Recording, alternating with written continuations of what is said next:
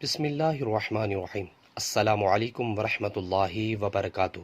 ربی بنت معوذ رضی اللہ عنہا فرماتی ہیں کہ عاشورہ کی صبح حضرت صلی اللہ علیہ وسلم نے انصار کے محلوں میں کہلا بھیجا کہ جس نے صبح کو کھا پی لیا ہو وہ دن کا باقی حصہ روزہ دار کی طرح پورا کرے، اور جس نے کچھ کھایا پیا نہ ہو تو وہ روزے سے رہے۔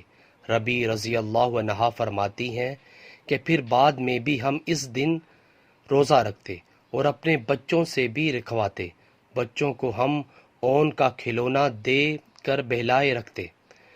جب کوئی کھانے کے لیے روتا تو وہی کھلونا دے دیتے، یہاں تک کہ افطار کا وقت ہو جاتا۔ ماشاءاللہ سے بخاری کی حدیث ہے۔ سو ویورز، ویڈیو کو آگے شیئر کریں۔ جزاک اللہ۔